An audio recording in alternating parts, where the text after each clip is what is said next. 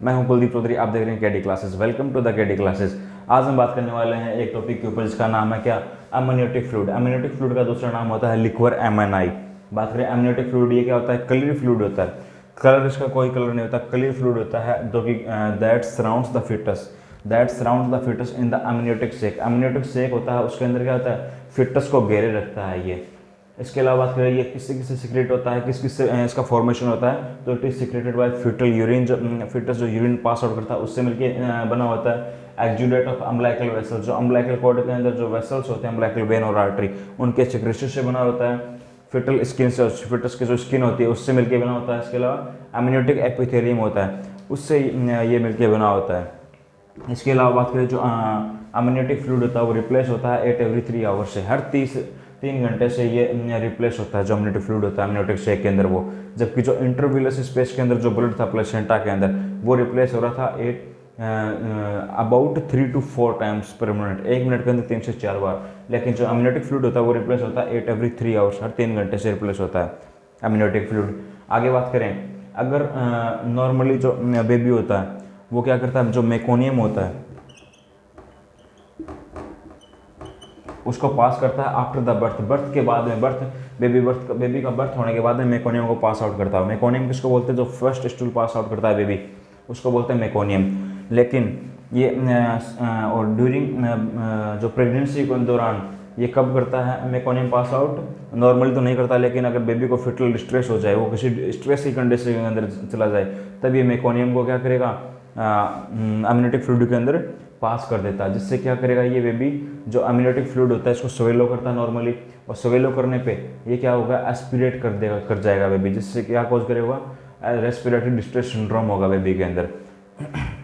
वही बात करें, अगर ये मेकोनियम के अंदर लेनुगो और एपिथेलियल स्केल्स, लेनुगो क्या होते हैं, जो बेबी होता है उसके अंदर, उसके ऊपर जो स्किन के ऊपर क्या होते हैं, छोटे छोटे ब्राउन कलर के हेयर प्रेजेंट होते हैं, स्मॉल ब्राउन हेयर, उनको बोलते हैं लेनुगो। अगर वह मेकोनियम के अंदर प्रेजेंट है, जो फर्स्ट स्टूल पास आउट करता है उसके अंदर मेकोनियम के अंदर अगर लेनुगो प्रेजेंट है, तो वो इंडिकेट करेगा, शो करेगा किसको, that show the amniotic fluid is swallow by fetus, की फिटस ने एमनियोटिक फ्लूइड को स्वेलो किया था। आगे हम बात करें volume of amniotic fluid. Amniotic fluid की कितनी वॉल्यूम होती है, अमाउंट,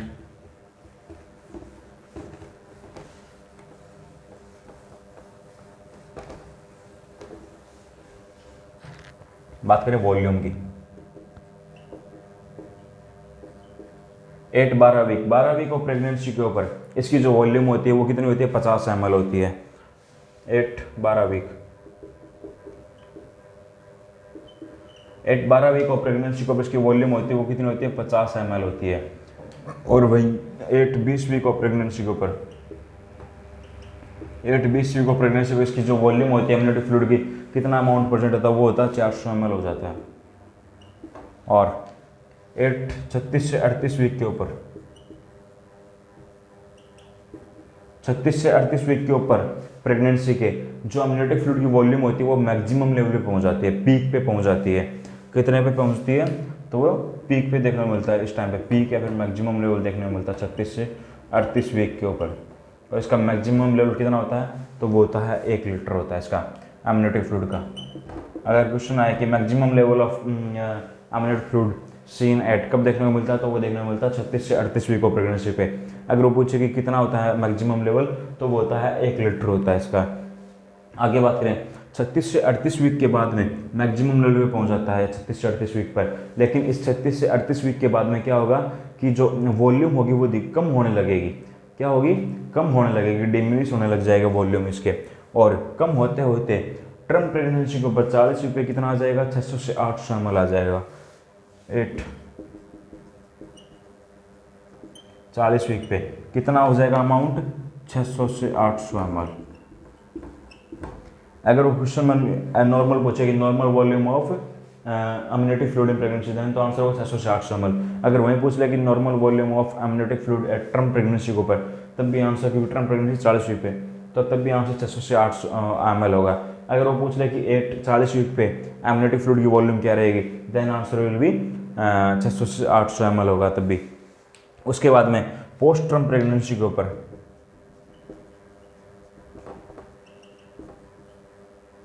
एक पोस्ट टर्म प्रेगनेंसी पे यानी कि मोर देन और इक्वल 42 वीक पे कितना देखने को मिलेगा, तब ये 200 ml हो जाते हैं कम होते होते। फिर से देखते हैं वॉल्यूम। जो वॉल्यूम 12 वीक पे कितना देखने को मिलता है, 50 ml होता है। 20 वीक और प्रेगनेंसी के ऊपर कितना, 400 ml होता है। और 36 से 38 वीक पे प्रेगनेंसी के ऊपर जो अमनियोटिक फ्लूइड की वॉल्यूम होती है वो पीक पे पहुंच जाती है, मैक्सिमम लेवल पे देखने को मिलती है। और जो मैक्सिमम लेवल होगा वो कितना देखने को मिलेगा, 1 लीटर। अगर क्वेश्चन है कि maximum level of amniotic fluid can be seen at, कब देखने को मिल सकता है, तो वो 36 से 38 वीक पे देखने को मिलता है। कितना होता है मैक्सिमम लेवल, वो होता है 1 लीटर। 36 से 38 वीक के बाद में प्रेगनेंसी के जो वॉल्यूम होगी अमनियोटिक फ्लूइड की वो घटने लग जाएगी, कम होने लग जाएगी, डिमिनिश होने लग जाएगी। और कम होते होते 40 वीक ऑफ प्रेगनेंसी को टर्म प्रेगनेंसी को कितना हो जाएगा, 600 से 800 ml ही बचेगी। तो टर्म प्रेगनेंसी को वॉल्यूम कितनी होती है अमनियोटिक फ्लूइड की, तो वो होती है 600 से 800 ml। वही बात करें पोस्ट टर्म प्रेगनेंसी के ऊपर, कम होते होते और कितना हो जाएगी, पोस्ट टर्म प्रेगनेंसी तक कितना बचेगी, सिर्फ 200 ml बचेगी। अगर बात करें अगर टर्म प्रेगनेंसी के ऊपर वॉल्यूम अमनियोटिक फ्लूइड कितने मिले, मोर देन 2 लीटर मिले, तब तो कहेंगे उसको पॉलीहाइड्रोमनीज, 2 एबनॉर्मलिटी होते हैं।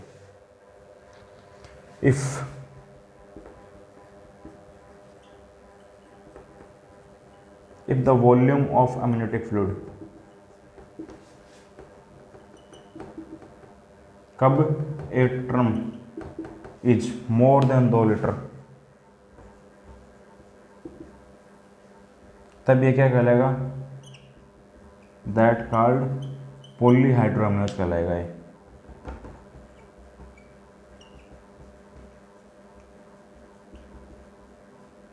और वहीं अगर इसकी टर्म प्रेगनेंसी का वॉल्यूम 200 से कम हो जाए, 200 ml से, if the volume of amniotic fluid a term is less than 200 ml, तब ये क्या कहलाएगा, दैट कॉल्ड ये कहलाएगा ओलिगोहाइड्रोमनीज। ये डिजीज होती हैं दो, अब नॉर्मलिटी होती है अमनियोटिक फ्लूइड की।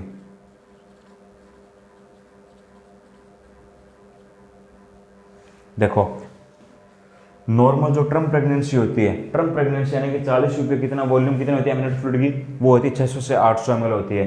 लेकिन टर्म प्रेगनेंसी के ऊपर अगर इसकी वॉल्यूम मोर देन 2 लीटर से अधिक देखने को मिले, तब तो ये कहलाएगी पॉलीहाइड्रोमनीज। पॉलीहाइड्रोमनीज बोले तो excessive volume of amniotic fluid. और वहीं अगर टर्म प्रेगनेंसी को इसकी वॉल्यूम लेस देन 200 ml मिले, 200 ml से कम मिले, तब ये कहलाएगा ओलिगोहाइड्रोमनीज। ओलिगोहाइड्रोमनीज यानी कि वॉल्यूम होगी अमनियोटिक फ्लूइड की वो कम रहेगी। ये दो डिजीज होती हैं अमनियोटिक फ्लूइड की, ये चीज़ याद रखना। नॉर्मल जो टर्म प्रेगनेंसी के ऊपर जो वॉल्यूम होती है अमनियोटिक फ्लूइड वो कितनी होती है, वो होती है 600 से 800 ml। लेकिन वहीं अगर टर्म प्रेगनेंसी के ऊपर अमनियोटिक फ्लूइड की वॉल्यूम अपने को मोर देन 2 लीटर देखने को मिले, उसको कहेंगे पॉलीहाइड्रोमनीज। अगर टर्म प्रेगनेंसी के ऊपर जो अमनियोटिक फ्लूइड की वॉल्यूम लेस देन 200 ml मिले, तो उसको कहेंगे ओलिगोहाइड्रोमनीज। जबकि नॉर्मल कितनी होती है, 600 से 800 ml होती है। ओके, अब हम बात करें आगे जो फंक्शन होते हैं अमनियोटिक फ्लूइड के। तो फंक्शन क्या करते हैं, ये टेम्परेचर को मेंटेन करता है, बेबी को ग्रोथ के लिए स्पेस वो हेल्प करता है इसके अंदर। इसके अलावा ये है जो शॉक अब्जॉर्बर का काम करता है, सर्वाइकल डायलेशन के अंदर हेल्प करता है। ये सभी इसके फंक्शन होते हैं अमनियोटिक फ्लूइड के। अब बात करते हैं अपन इसके अबनॉर्मलिटी, अबनॉर्मल कलर ऑफ उसके बाद में हम पहले बात करें अपन normal colour of plus amniotic fluid.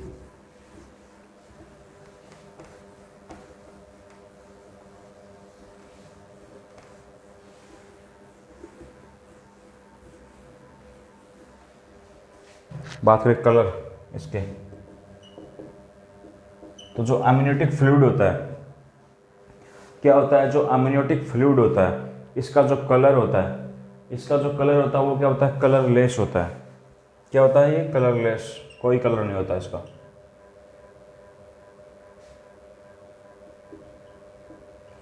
ये कलरलेस होता है अमनियोटिक फ्लूइड। वहीं ये ट्रबिड कलर का दिखाई देता है, मटमैला दिखाई देता है। किस कारण से दिखाई देता है, जो वर्नेक्स केशोसा के प्रेजेंस के कारण। जो वर्नेक्स केशोसा जो एक वाइट कलर का सोपी मटेरियल होता है बेबी की स्किन के ऊपर, उसको बोलते हैं वर्नेक्स केशोसा। उसके प्रेजेंस के कारण से कलर ट्रबिड यानी मटमैला, साफ नहीं दिखाई देता। तो नॉर्मली कलर होगा कितना, क्या होगा इसका एमनेटिक फ्लूइड का, कलरलेस होता है नॉर्मल कलर। अब बात करें हम आगे, जब daily fetal daily urine output कितना होता है, फिटल डेली यूरिन आउटपुट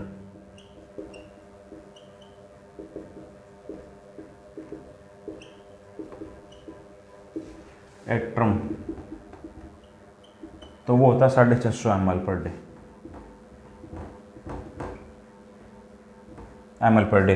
यानी कि फिटस होगा वो डेली कितना यूरिन का प्रोडक्शन करता है, कितना यूरिन बनाता है, तो बनाता है 650 ml पर डे। एक दिन के अंदर 650 ml जो फिटस होगा वो यूरिन का प्रोडक्शन करता है, fetal daily urine output, urine को पास करेगा। लेकिन वहीं अगर पूछे कि फिटस है वो कितना एमनेटिक फ्लूइड स्वेलो करता है, तो वो करता है 200 से 500 ml per day. Foetus swallowing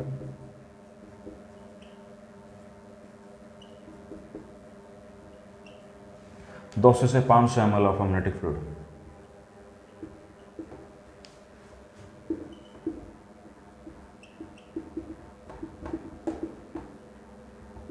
कब करता है, वही स्टार्ट कब करता है स्वेलोइंग करना फिटस जो एमनेटिक फ्लूइड को, वो 12 वीक ऑफ प्रेगनेंसी के बाद में स्टार्ट करता है। ये यूजुअली आफ्टर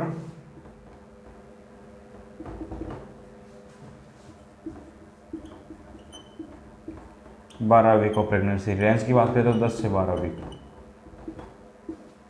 ठीक है, तो फिटस डेली कितना यूरिन पास करता है, तो वो करता है टर्म प्रेगनेंसी पर कितना करता है 650 ml per day urine pass out करता है। लेकिन एमनेटिक फ्लूइड कितना स्वेलो करता है, वो 200 से 500 ml एमनेटिक फ्लूइड स्वेलो करता है टर्म प्रेगनेंसी के ऊपर। और कब करना स्टार्ट करता है, तो वो स्टार्ट करता है 12 वीक के बाद में, 12 वीक ऑफ प्रेगनेंसी के बाद में ये स्वेलोइंग करना स्टार्ट करता है फिटस। और रेंज की बात करें तो 10 से 12 वीक बोल सकते हैं अपन इसके। हम इसके आगे बात करें जो इसकी जो स्पेसिफिक जो नेचर होता है इसके अंदर, मतलब इसकी पीएच होती है वो क्या होती है, एल्कलाइन पीएच का होता है।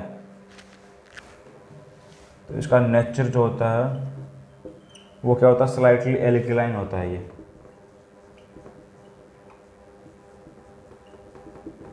इसकी जो पीएच होती है वो कितनी होती है, 7.2 पीएच होती है। रेंज की बात करें तो 7 से 7.5 पीएच होती है। लेकिन इसकी स्पेसिफिक ग्रेविटी की बात करें, जो एमनेटिक फ्लूइड होता है इसकी स्पेसिफिक ग्रेविटी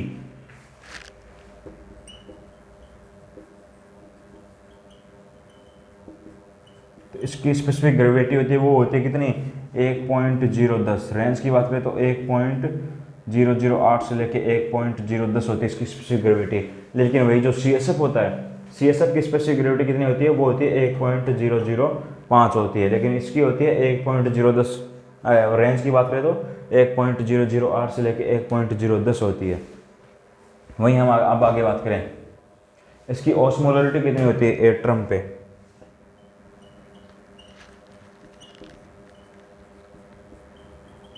तो इसकी ऑस्मोलरिटी होती है वो होती है 250 मिली ऑस्मोल पर लीटर। 250 मिली ऑस्मोल पर लीटर होती है। और ये जो ऑस्मोलरिटी होती है वो सजेस्ट करती है किसको, फिटल मैच्योरिटी को, कि कितना फिटस की मैच्योरिटी को सजेस्ट करेगी। और जैसे जैसे फिटस की मैच्योरिटी बढ़ेगी यानी कि पोस्ट टर्म प्रेगनेंसी होती जाएगी, वैसे वैसे जो ऑस्मोलरिटी होगी जो एमनियोटिक फ्लूइड की, वो क्या होगी, वो फॉल होती जाएगी, कम होती जाएगी। ये चीज़ इसमें याद रखना है। आगे हम बात करें, जो एमनियोटिक फ्लूइड के अपने कलर पढ़ लिए, अब हम बात करें अब normal colour of amniotic fluid के बारे में बात करें।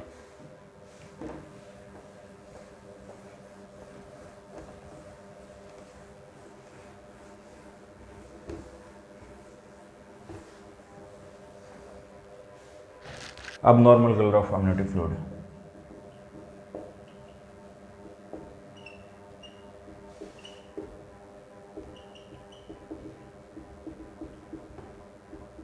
इस एमनियोटिक फ्लूइड का दूसरा नाम क्या होता है, लिक्विड एमएनआई होता है। बात करें अब normal colour of amniotic fluid, normal colour तो होता है सिर्फ कलरलेस होता है, कोई कलर नहीं होता, एकदम क्लियर होता है। लेकिन अब नॉर्मल कलर कौन से होते हैं, तो एक तो होता है meconium stand colour,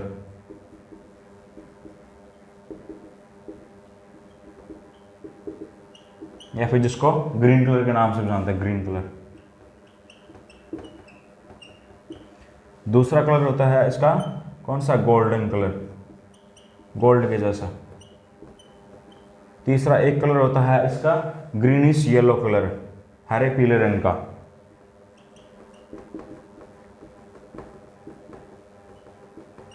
greenish yellow colour या फिर सैफ्रॉन कलर, जो केसर होता है उसके रंग का बोल दो, सैफ्रॉन कलर।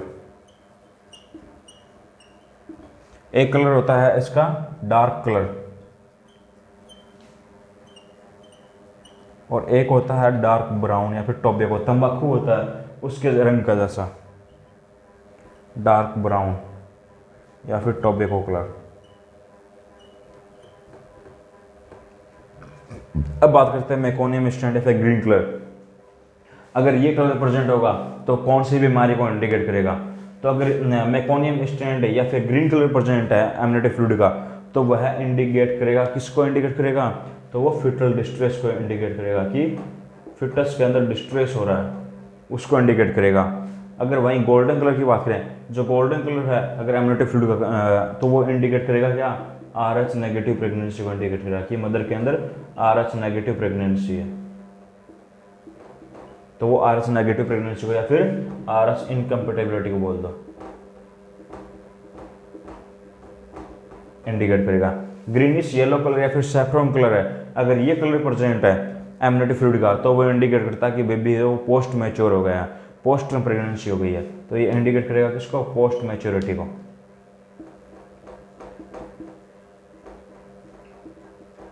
या फिर पोस्ट ट्रम प्रेगनेंसी को।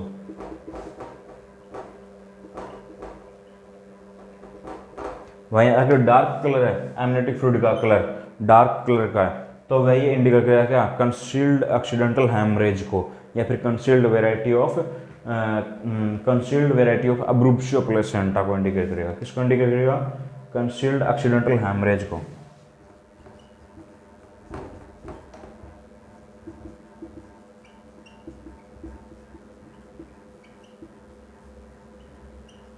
या फिर concealed variety of abruptio placenta.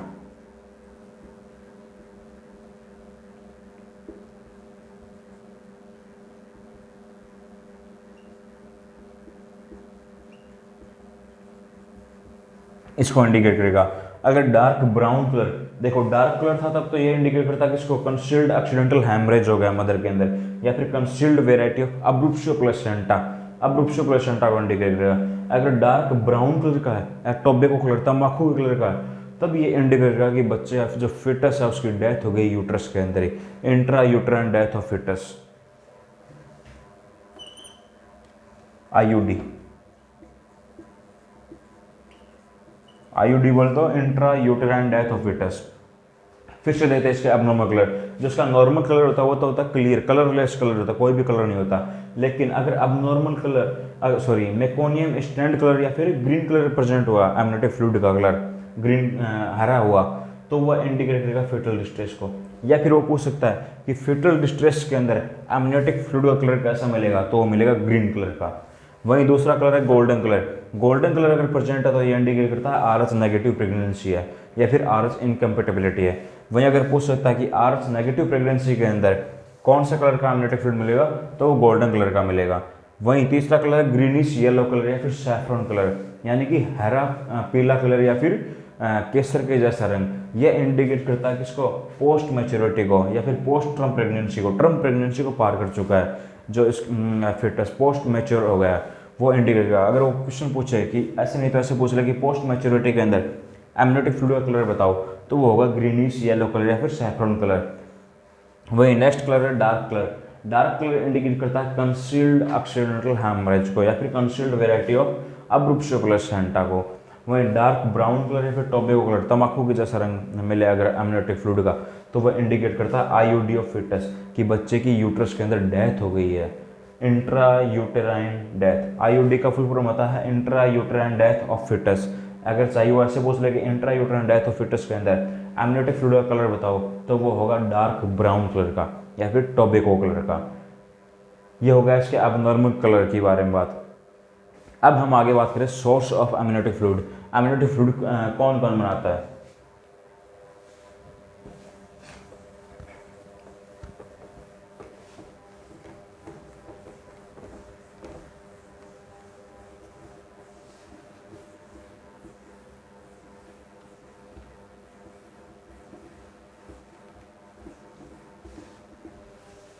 Source of amniotic fluid,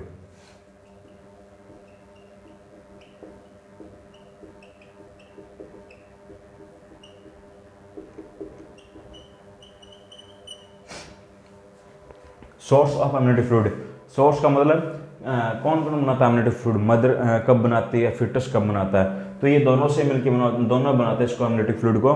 कौन कौन, it is both from mother and foetus,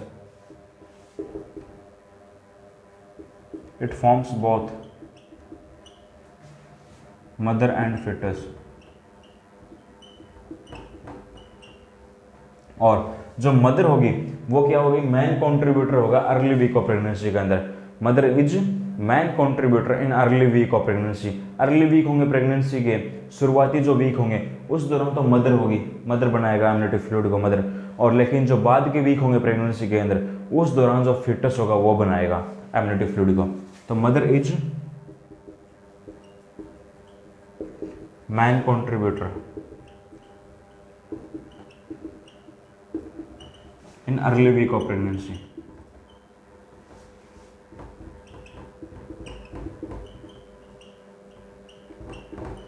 mother की बात कर ली, अगर मदर की बात करें, मदर कब बनाती है अम्यूनेटिव फ्लूइड को, तो वो बनाती है अर्ली वीक ऑफ प्रेगनेंसी, शुरुआती वीक होते हैं प्रेगनेंसी के उनके अंदर मदर बनाती है अम्यूनेटिव फ्लूइड को।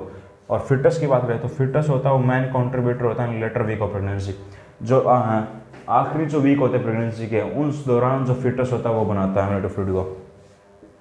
तो फिटस इज मैन कंट्रीब्यूटर होता है इन letter week of pregnancy.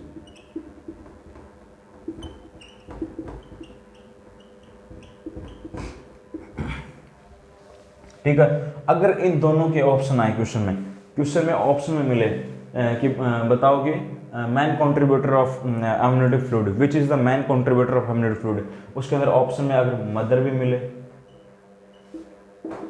Foetus भी मिले, प्लेसेंटा, एक ऑप्शन प्लेसेंटा दे दे और एक नन दे दे, तो हमेशा प्रायोरिटी किसको देंगे, फिटस को देंगे, क्योंकि ओवरऑल जो मेजर कंट्रीब्यूटर रोल होता है अम्यूनेटिव फ्लूइड बनाने का वो फिटस का होता है। यहाँ पर हमने दोनों की बात कर ली कि मदर शुरुआती वीक के अंदर बनाती है और फिटस होता है वो बाद के वीक के अंदर, जो अंतिम वीक होते हैं उनके अंदर बनाता है। लेकिन जो अगर क्वेश्चन का अगर ऐसे पूछ ले कि दोनों ऑप्शन में दिए हों, देन जो फिटस आंसर जाएगा, क्योंकि जो ओवरऑल कंट्रीब्यूटर होता है मेजर, सबसे ज़्यादा जो बनाने वाला कंट्रीब्यूटर होता है वो होता है फिटस होता है, इसीलिए फिटस को चूज करेंगे। अब बात करते हैं इसकी मेजर कंट्रीब्यूटर की अकॉर्डिंग टू वीक्स के आधार पे। Major contributor of amniotic fluid,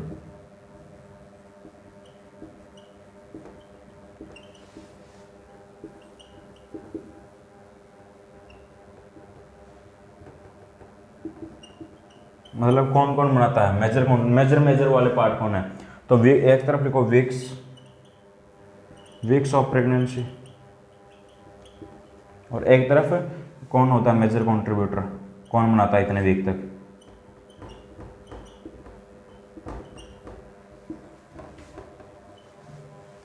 अगर 12 वीक तक प्रेगनेंसी के अंदर 12 वीक तक, या फिर ऐसे बोल दो लेस देन 12 वीक,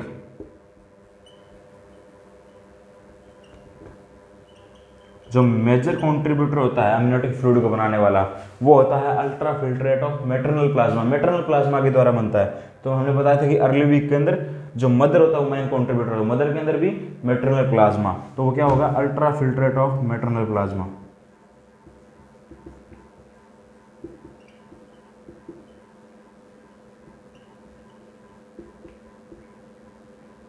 लेकिन 12 से 20 वीक के, अगर वो पूछे कि 12 से 20 वीक, बिटवीन 12 से 20 वीक ऑफ प्रेगनेंसी,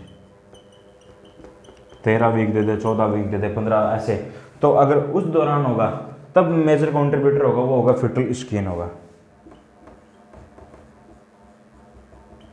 और 20 वीक के बाद में प्रेगनेंसी के मोर देन और इक्वल 20 वीक ऑफ प्रेगनेंसी, तब मेजर कंट्रीब्यूटर होता है वो होता है फिटल यूरिन। और जो फिटल यूरिन होता है वो क्या होता है ओवरऑल इन सभी के अंदर से भी फिटल यूरिन क्या होता है मेजर कंट्रीब्यूटर होता है, इसीलिए हम फर्स्ट आंसर फिटल यूरिन का देंगे। ये क्या होता है मेजर कंट्रीब्यूटर होता है ओवरऑल।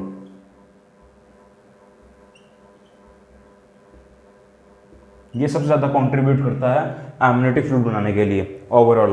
तो 12 वीक तक तो क्या होगा, अल्ट्रा फिल्टर और मैटरनल प्लाज्मा से बनेगा एमनियोटिक फ्लूइड। 12 से 20 वीक ऑफ प्रेगनेंसी के बीच में फीटल स्किन के द्वारा, फिटस की जो स्किन है उससे बनेगा। और 20 वीक या फिर 20 वीक के बाद में फीटल यूरिन बनाएगा एमनियोटिक फ्लूइड को। और ये क्या होता है, फीटल यूरिन क्या होता है, ओवरऑल इन सभी में से भी सबसे ज़्यादा कंट्रीब्यूट फीटल यूरिन का होता है। इसीलिए क्या होता है, सबसे फर्स्ट आंसर फीटल यूरिन को चूज करेंगे। क्या होता है ओवरऑल, अगर पूछे कि which is the overall major contributor of amniotic fluid, then answer will be fetal urine होगा। आगे हम बात करें कि डायग्नोसिस कैसे करेंगे एमनियोटिक फ्लूइड का।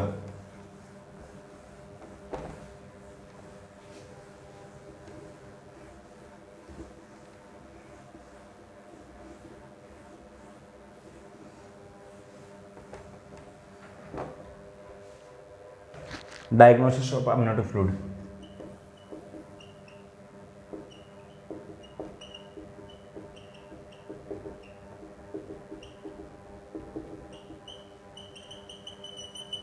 एमनियोटिक फ्लूइड होता है, इसका डायग्नोसिस कैसे करते हैं, कैसे पता करते हैं अपन कि एमनियोटिक फ्लूइड कितना है। तो इसका डायग्नोसिस करते हैं अपन यूएसजी के द्वारा। किसके द्वारा, बाई यूएसजी, अल्ट्रासाउंड करके इसका पता चलते हैं। अब अल्ट्रासाउंड के ऊपर क्या करेंगे अपन, जो मदर का एब्डोमेन है, क्या करेंगे, जो ये मदर का एब्डोमेन है, इस एब्डोमेन को अपन 4 क्वाड्रेंट के अंदर डिवाइड कर लेंगे। 4 क्वाड्रेंट के अंदर हम यूएसजी के ऊपर देखेंगे कि ईच क्वाड्रेंट के अंदर, हर एक क्वाड्रेंट के अंदर क्या देखने को मिलेगा अपने को, very pocket of amniotic fluid. Amniotic fluid की बहुत सारी पॉकेट देखने को मिलेंगी।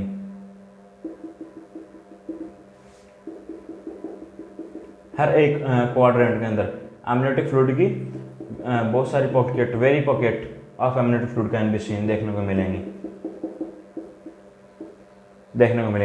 और इसके अंदर से भी अपन मेजर करेंगे कि कौन सी को, जो ये बड़ी वाली पॉकेट है, लार्जेस्ट पॉकेट है हर क्वाड्रेंट के, तो largest pocket of each quadrant is measure. इनको अपन मेजर करेंगे, हर एक क्वाड्रेंट के अंदर सबसे बड़ी पॉकेट है एमनियोटिक फ्लूइड की, उसको चूज करेंगे और उसको मेजर करेंगे।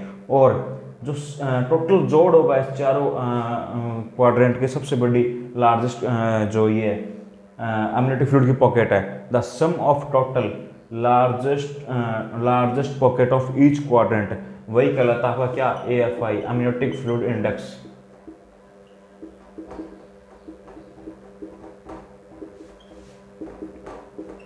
वही कहलाता है एमनियोटिक फ्लूइड इंडेक्स, जो कि नॉर्मल कितना होता है, 5 से लेकर 24 सेंटीमीटर तक होता है। अगर ये 5 सेंटीमीटर से कम मिला तब तो ये इंडिकेट करेगा ओलिगोहाइड्रोअम्नियोज को, और अगर ये मोर देन और इक्वल 25 सेंटीमीटर या 25 सेंटीमीटर से ज़्यादा मिला तब ये इंडिकेट करेगा पॉलीहाइड्रोअम्नियोज को। फिर से देख लेते हैं, ये कोई मदर का एब्डोमेन है, हम क्या करेंगे, यूएसजी के ऊपर एब्डोमेन को 4 क्वाड्रेंट के अंदर, 4 हिस्सों के अंदर डिवाइड कर लेंगे।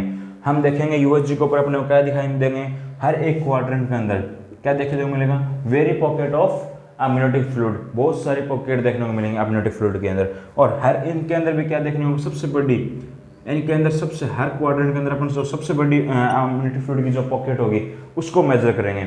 और इनको मेजर करके इन जो चारों पॉकेट का, सबसे बड़ी पॉकेट है हर क्वाड्रेंट की, इनके जोड़ को sum of total largest pocket of entire, sorry each quadrant, entire नहीं, हर क्वाड्रेंट की सबसे बड़ी पॉकेट है, इसको मेजर करेंगे। इनके जोड़ को हम क्या कहते हैं, AFI कहते हैं, amniotic fluid index. Amniotic fluid index normal कितना होता है, 5 से 24 सेंटीमीटर होता है, और इस 5 से 24 सेंटीमीटर नॉर्मल होता है। अगर ये amniotic fluid index AFI 5 centimetre से कम देखने को मिलेगा, लेस देन 5 सेंटीमीटर देखने को मिलेगा, तो वह इंडिकेट करता है ओलिगोहाइड्रोअम्नियोज। हमने पहले पढ़ा ओलिगोहाइड्रोअम्नियोज। लेकिन अगर यह मोर देन इसकी, अगर इसकी जो नॉर्मल वैल्यू से ज़्यादा मिले, 5 सेंटीमीटर से कम मिला तो ये इंडिकेट करेगा ओलिगोहाइड्रोअम्नियोज को, और मोर देन और इक्वल 25 सेंटीमीटर मिला तो ये इंडिकेट करेगा पॉलीहाइड्रोअम्नियोज को। यानी कि एमनियोटिक फ्लूइड की वॉल्यूम ज़्यादा है पॉलीहाइड्रोअम्नियोज के अंदर, तो ओलिगोहाइड्रोअम्नियोज के अंदर एमनियोटिक फ्लूइड की वॉल्यूम कम हो जाती है। दूसरा वे क्या होता है, अनदर वे टू मेजर जो एमनियोटिक फ्लूइड को, दूसरा वे क्या होता है, दूसरा भी होता है, एक तो इसके अंदर तो क्या कर रहे थे, हर क्वाड्रेंट की जो सबसे बड़ी पॉकेट है उसको मेजर कर रहे थे, और इन सभी क्वाड्रेंट से सबसे जो बड़ी बड़ी पॉकेट है उनको लेकर उनका जोड़ कर रहे थे, उसी को बोल रहे थे AFI। लेकिन जो दूसरा मेथड है उसके अंदर क्या करेंगे, जो सबसे बड़ी पॉकेट होगी चारों क्वाड्रेंट में से, सबसे बड़ी पॉकेट चारों में से, इनमें इसमें तो लिया था, सभी को लिया था, चारों की जो सबसे बड़ी है उसको लिया था। लेकिन दूसरे मेथड में क्या करेंगे, जो सबसे बड़ी पॉकेट रहेगी, मानो कि ये सबसे बड़ी पॉकेट है इनमें से, तो इसको मेजर करेंगे, और उसी को बोलते हैं अपन क्या, depth of single largest pocket.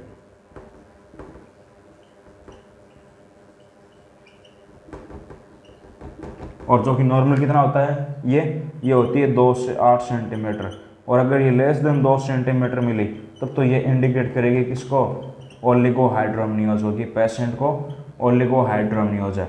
अगर मोर देन और इक्वल 8 सेंटीमीटर मिली तब ये इंडिकेट करेगी किसको, पॉलीहाइड्रोमनियोज को।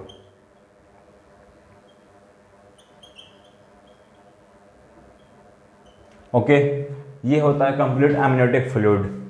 इसके अंदर बचा हुआ पार्ट है क्या, डिफरेंस बचा है इसके अंदर, difference between oligohydramnios and polyhydramnios. Okay, thank you for watching KD classes. अगर वीडियो